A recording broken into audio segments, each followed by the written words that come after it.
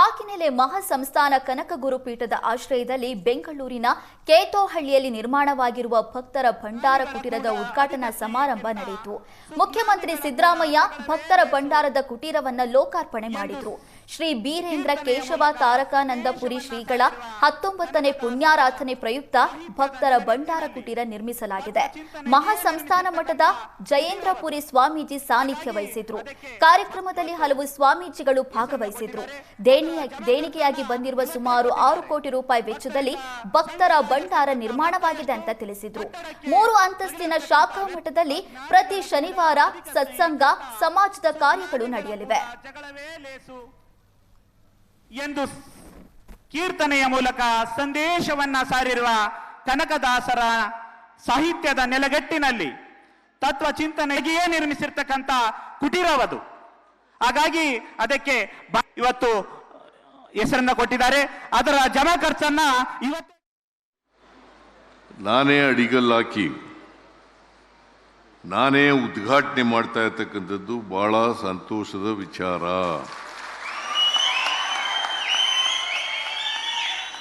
ಈ ಶಾಖಾ ಮಠವನ್ನ ಅತ್ಯಂತ ಸಂತೋಷದಿಂದ ಉದ್ಘಾಟನೆ ಮಾಡಿದ್ದೇನೆ ಅಂತೇಳಿ ಘೋಷಣೆಯನ್ನ ಮಾಡ್ತಾ ಇದ್ದೇನೆ. 10 ಕೋಟಿ ರೂಪಾಯಿಗಳ ಆಸ್ತಿಯನ್ನ ಮಠಕ್ಕೆ ಉಚಿತವಾಗಿ ಪೂಜ್ಯ ನಿರಂಜನಾನಂದ ಪಾರಿ ಸ್ವಾಮೀಜಿಯವರಿಗೆ ಕೊಟ್ಟಿದ್ದಾರೆ. ಕಾಗಿನೆಲೆ ಮಠಕ್ಕೆ ಕೊಟ್ಟಿದ್ದಾರೆ. ಅದಕ್ಕೋಸ್ಕರ ಮಹೇಶ್ ಮತ್ತು ಅವರ ಕುಟುಂಬ ವರ್ಗದವರಿಗೆ ಕುರುಬ ಸಮಾಜದ ವತಿಯಿಂದ, ಹಿಂದುಳಿದ ವರ್ಗಗಳ ವತಿಯಿಂದ, ದಲಿತ ವರ್ಗಗಳ ವತಿಯಿಂದ, ಅಲ್ಪಸಂಖ್ಯಾತರ ವತಿಯಿಂದ, ಎಲ್ಲ ಬಡವರ ವತಿಯಿಂದ ಅವರಿಗೆ ಅನಂತ ಅನಂತ ಧನ್ಯವಾದಗಳನ್ನು ಅರ್ಪಿಸಲಿಕ್ಕೆ ಬಯಸ್ತಾ ಇದ್ದೇನೆ. ಜುಲೈ 2ನೇ ತಾರೀಕು ಅಡಿಗಲ್ಲಾಕಿದ್ರೆ ನಾನು ಮುಖ್ಯಮಂತ್ರಿ ಆಗಿದ್ದೆ.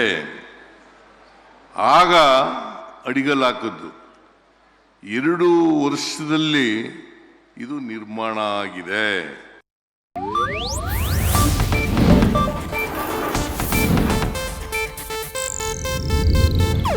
ಇದು ಏಷ್ಯಾನೆಟ್ ನ್ಯೂಸ್ ನೆಟ್ವರ್ಕ್ ಪ್ರಸ್ತುತಿ.